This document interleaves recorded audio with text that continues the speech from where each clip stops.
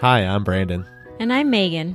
For years, we were stuck in a rut, always complaining that nothing ever changed for us. And then we realized if we wanted to improve our lives, we had to put in the work. Each week on this podcast, we'll get into an aspect of personal growth, relationships, or just life. Through our own experiences and guest interviews, we hope to inspire you to make your own positive changes. Welcome to the Fools in Love podcast.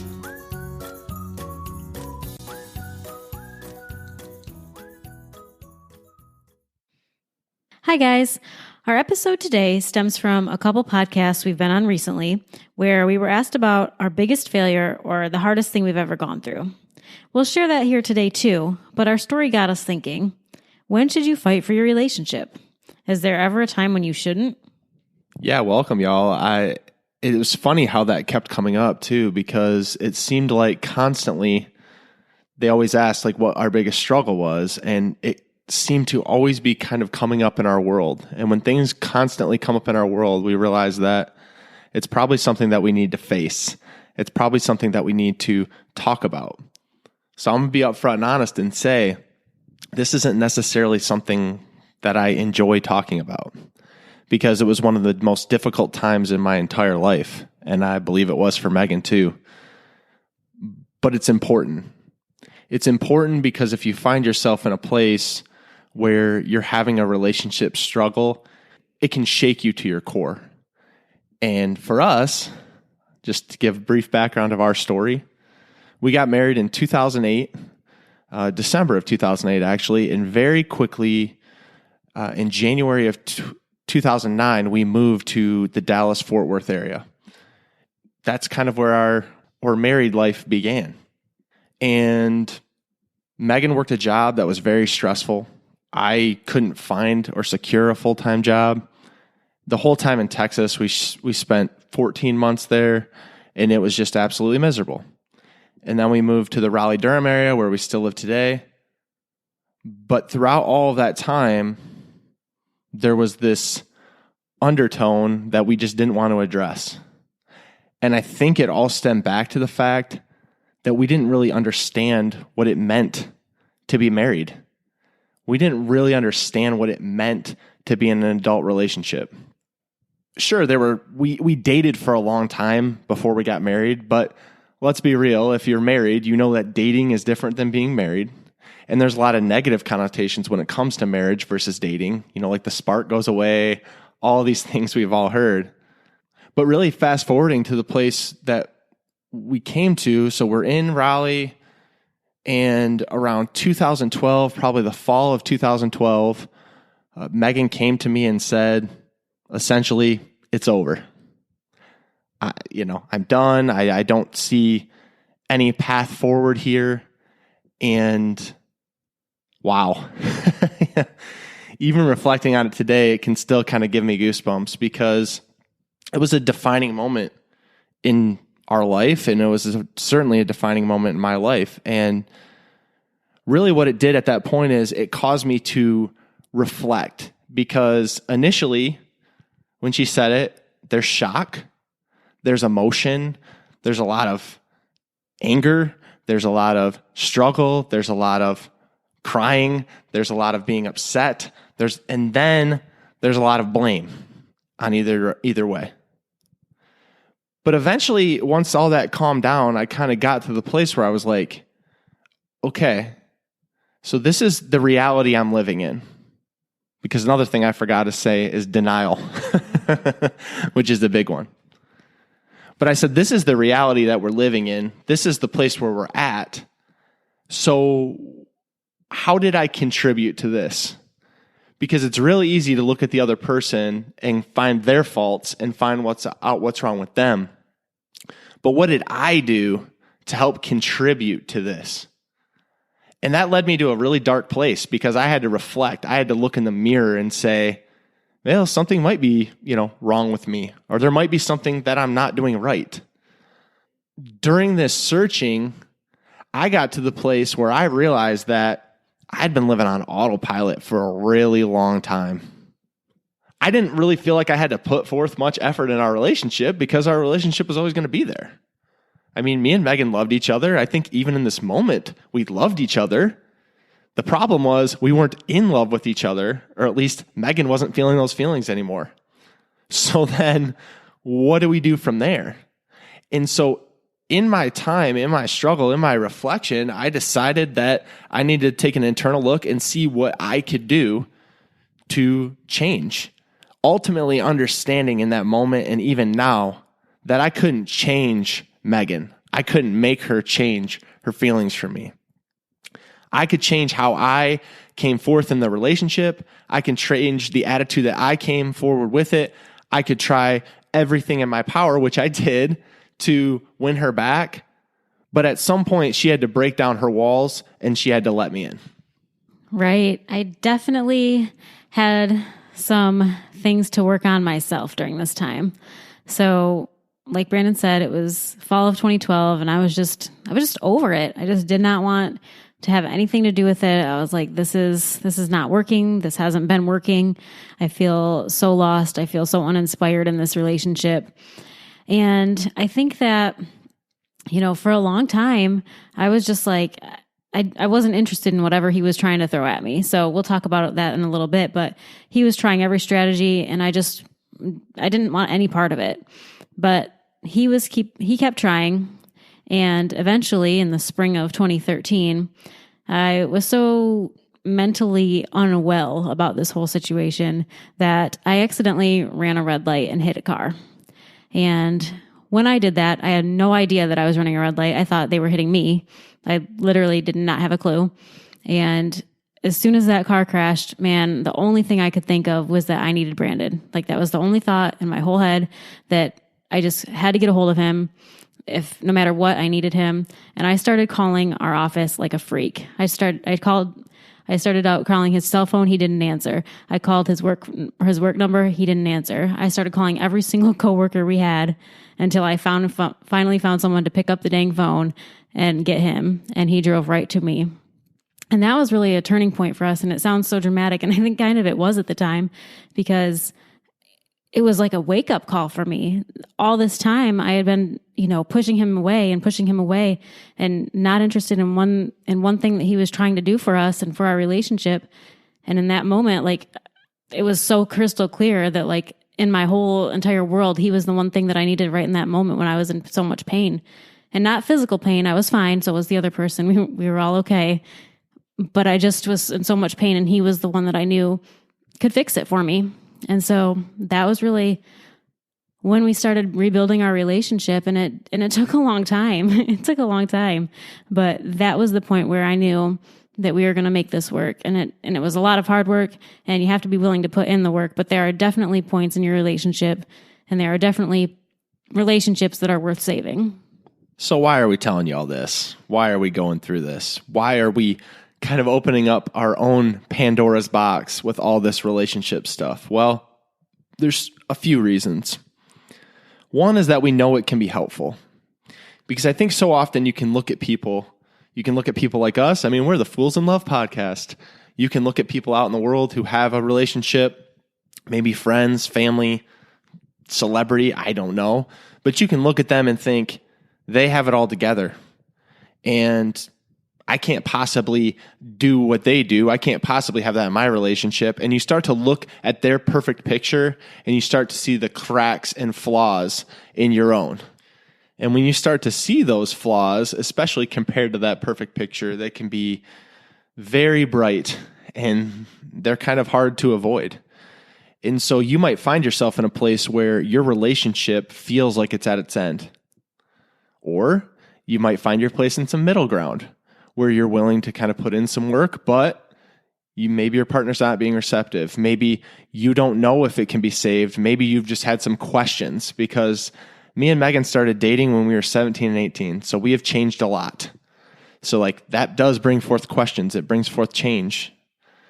Or maybe you're in that third boat where you think everything's fine. There's nothing crazy. There's nothing major, but you're living on autopilot, like we said.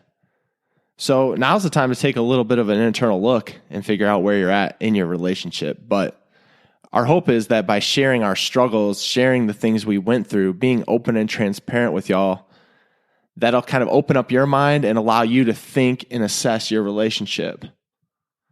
Now, one of the things I'll tell you right off the bat is, at least for us, our experience taught us that at least one person is going to have to be willing to fight for the relationship if it's going to possibly survive. In our relationship, like Megan said, it was me. I was the one who fought for us. And I'm so glad I did, because today we're happily married.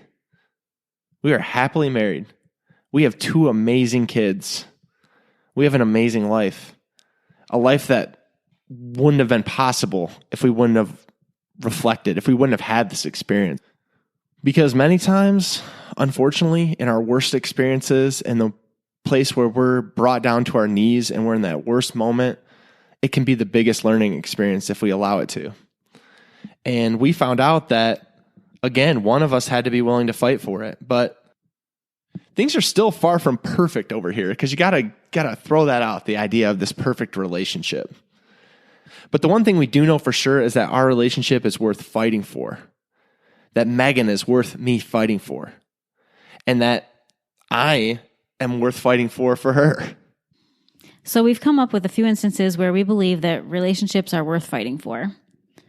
And one of those is when you're just still good friends.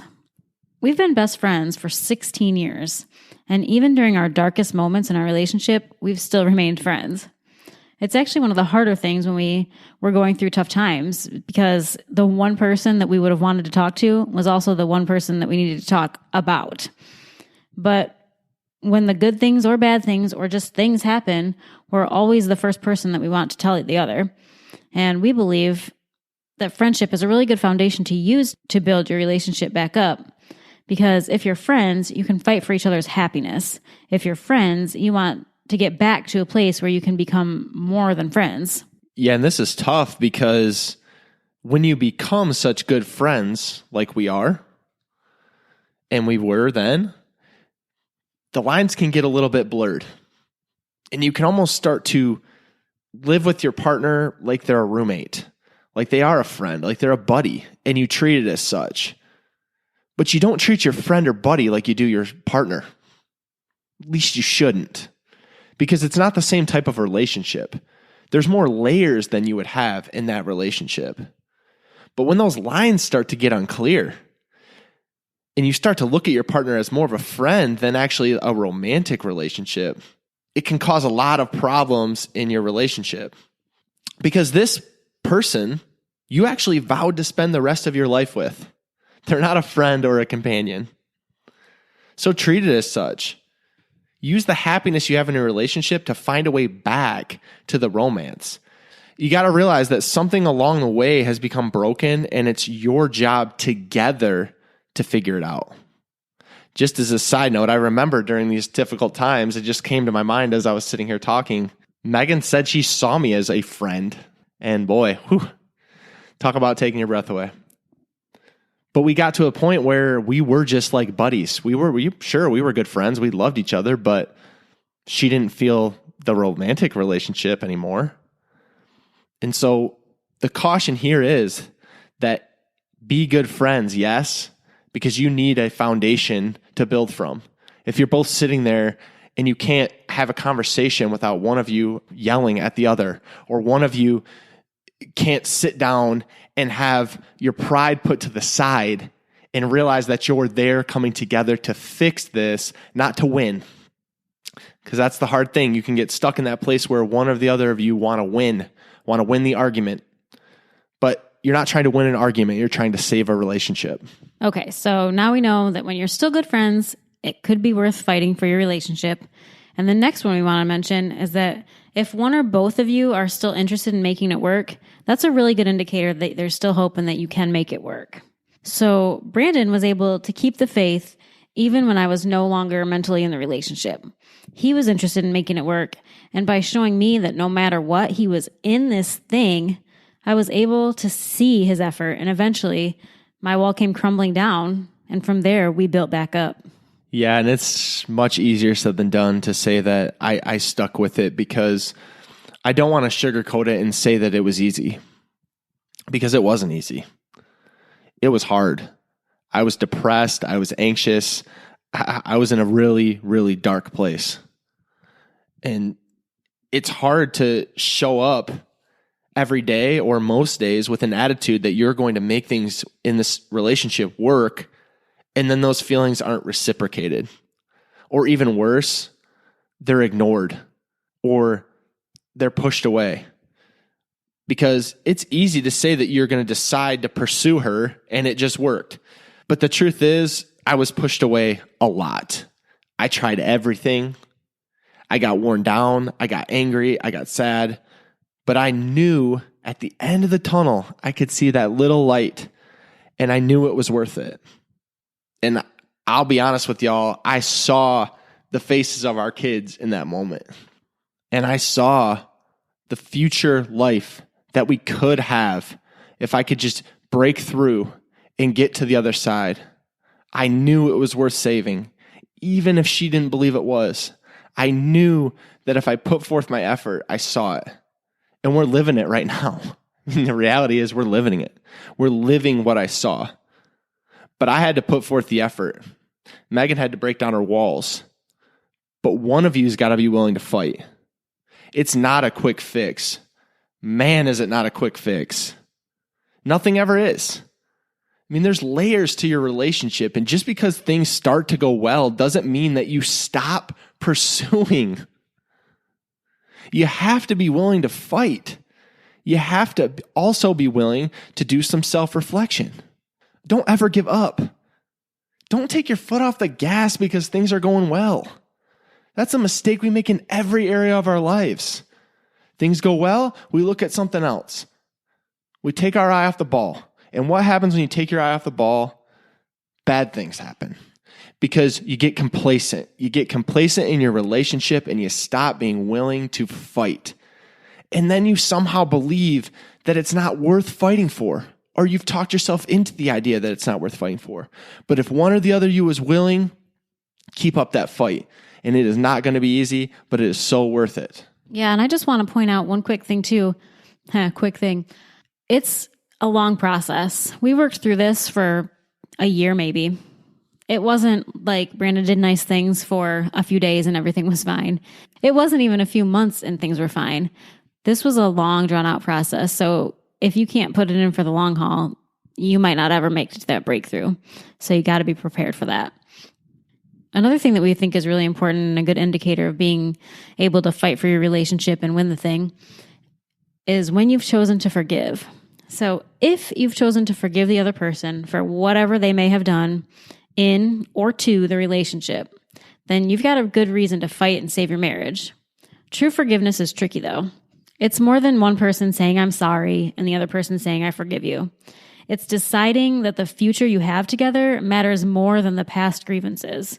It means you can't bring up the other person's sins every time you fight. It means you can't hold silent resentment for the rest of forever. If you choose to forgive, you've got to truly do it and move on and move forward in this thing together. If you can do that, you've got a really good reason to fight for this relationship. And as Meg was saying, I mean, you got to cut through what it truly means to forgive someone.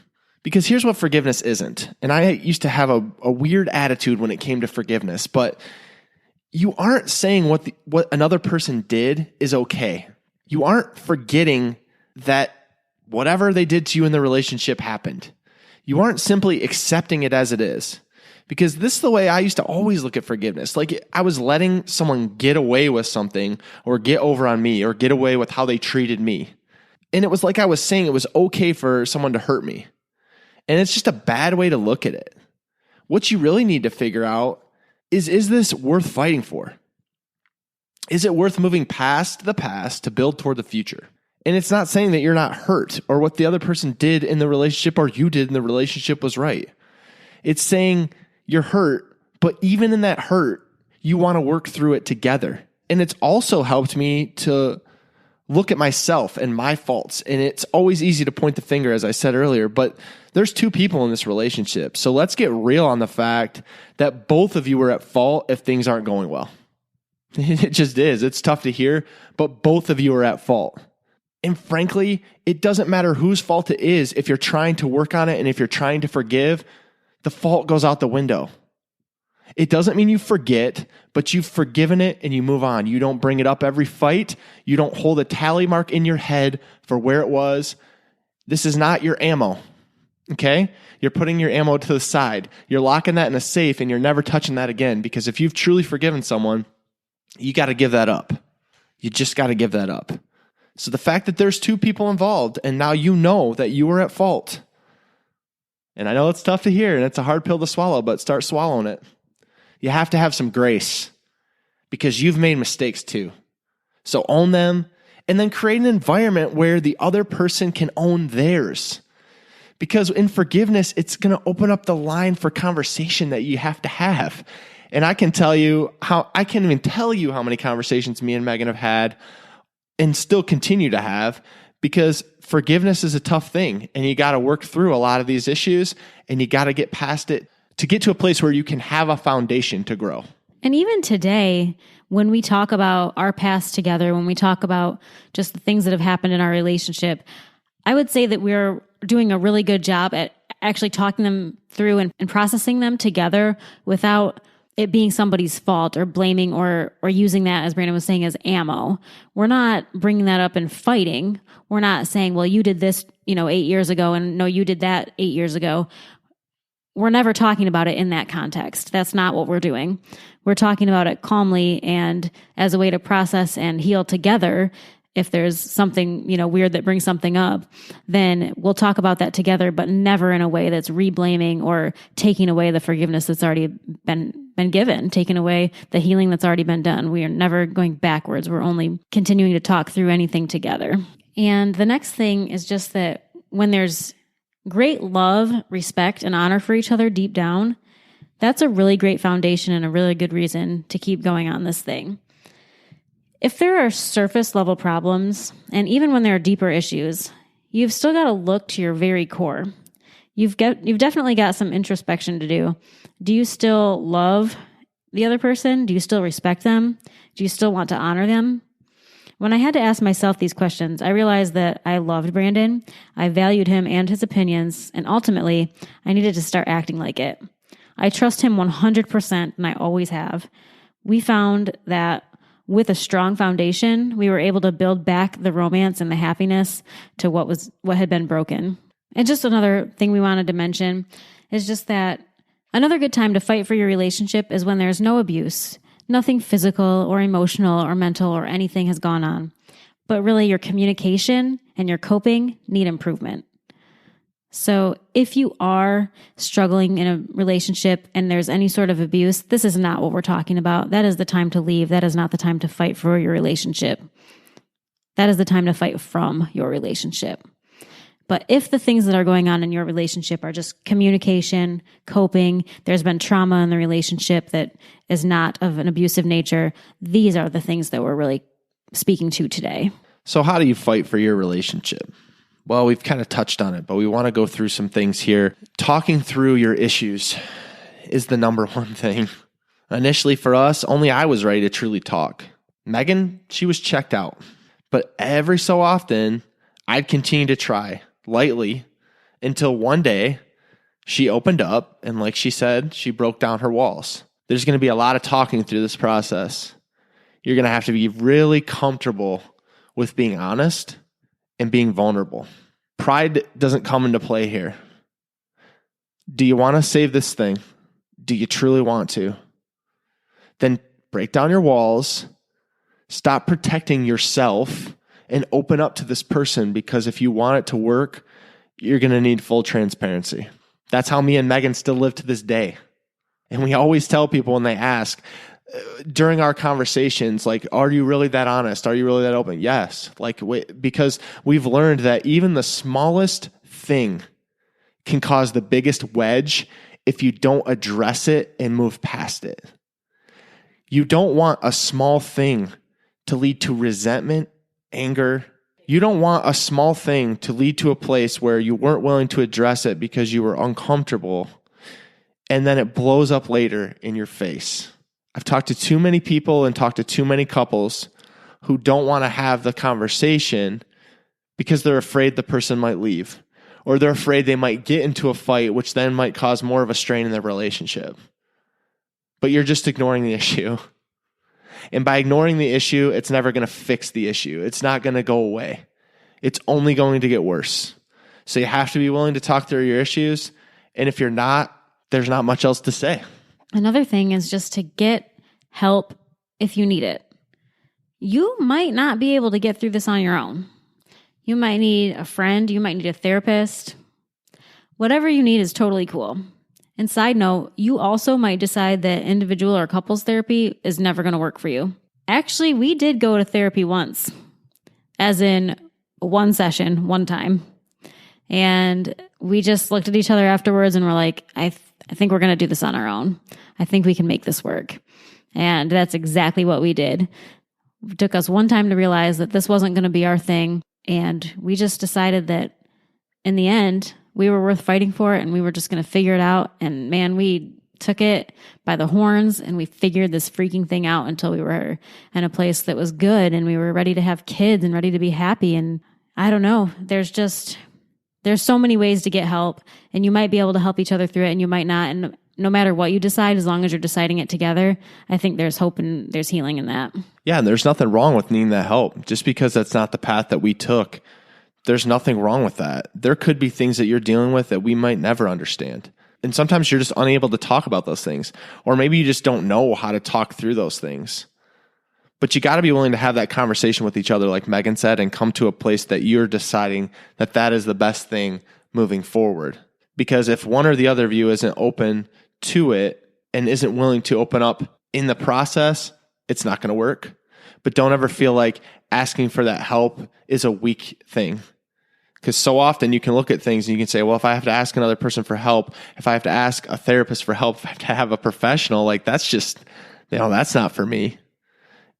And trust me, like that's how I felt for my whole life. Like I've always thought, hey, that works for other people. That's not going to work for me. But if you want to save your relationship, don't ever take anything off the table is what I would say. Be open to getting help if you need it. And one of the things we did throughout this process is just finding that spark again. We made things fun again. I said at the opening end of this that we got comfortable. We got complacent. I felt like I shouldn't have to do anything else. But we got to a place where we decided to bring the fun back in our relationship. Yes, we did. And listen, at first, when Brandon started trying to date me again, he would plan the dates and I would very reluctantly agree to them. But he still didn't give up, you guys. And all of a sudden, I found myself excited for our weekly date nights. And the best one that I remember is when he made me dinner and set up a fancy card table. Yes, a fancy card table. I said it. On our back porch. We danced, we talked, we laughed. And it's maybe the best moment that we even had during that whole hard time.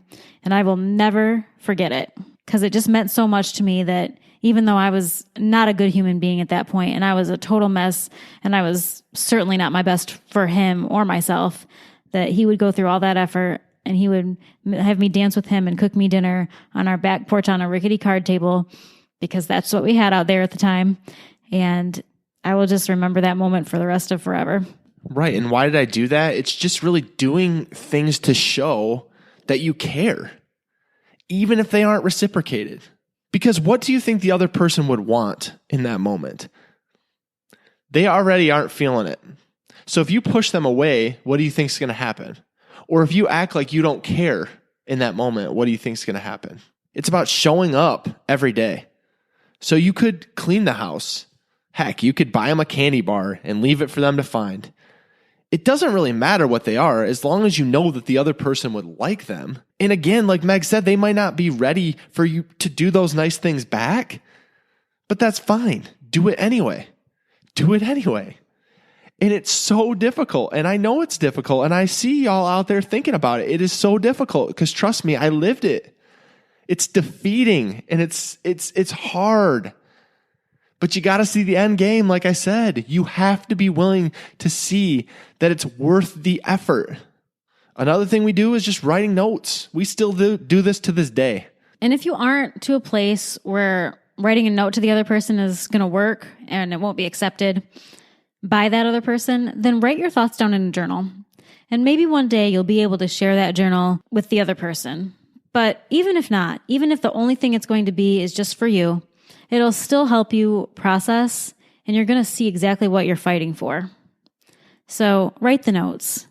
Try to give them to them, but even if you can't, write the notes for yourself and save them. And maybe one day you'll be able to say, here's what I think of you and here's what I've always thought of you. And the last thing we would say is just to pray. Pray for your relationship and pray for your partner. I don't know what y'all's beliefs are, but we firmly believe in prayer. And I believe that it was a cornerstone to the saving of our relationship.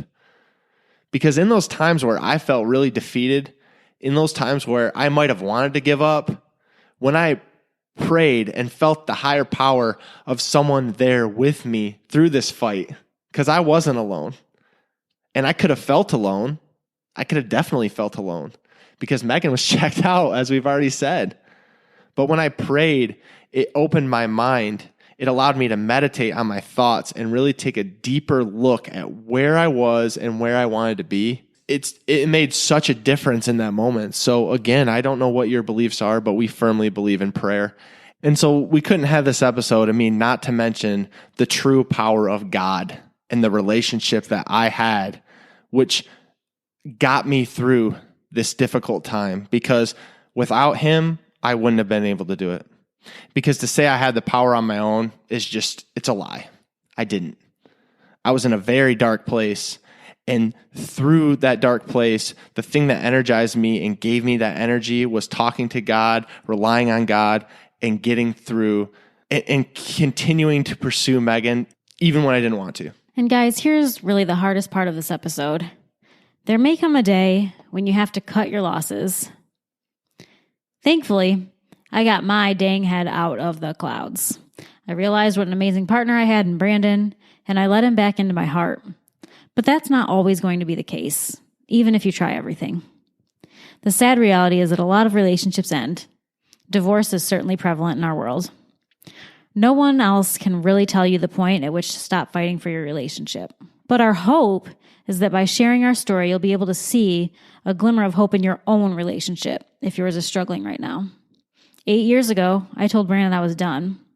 Today, we're the strongest and the best that we've ever been. Does that mean we don't fight, don't struggle? Not one bit. We still bicker, and we're always going to be a work in progress. But now we've learned to come to each other with anything and everything. Well, except for the minor annoyances of each other that are best to just keep to ourselves. We've learned not to hold back conversations and feelings. We've learned to be open and honest. We truly believe that so many marriages are worth fighting for. It's not easy, so don't think it's going to be. It's hard work, and it's a long road. Things are not going to get fixed overnight. But if you can come out on the other side, all those hard times are going to be 100% worth it. So if you're in the storm like we once were, know that there's hope. Know that if you're willing to put in the work, a difference can be made. We live proof of it every day, and we hope we were able to encourage you. Feel free to DM us if you'd like. We're over at Fools in Love Podcast. We'd love to talk to y'all. Until next week, we'll see you. Hey B, what did you think of that episode? I think it was pretty dang good. Well, what should someone do if they enjoyed these last 30 minutes? They should probably head over and leave us a review so we can reach more people. They definitely should. Guys, if you like the Fools in Love Podcast, please go follow us over on Instagram at Fools in Love Podcast. We'd love to connect with you and learn more about what you'd like to hear.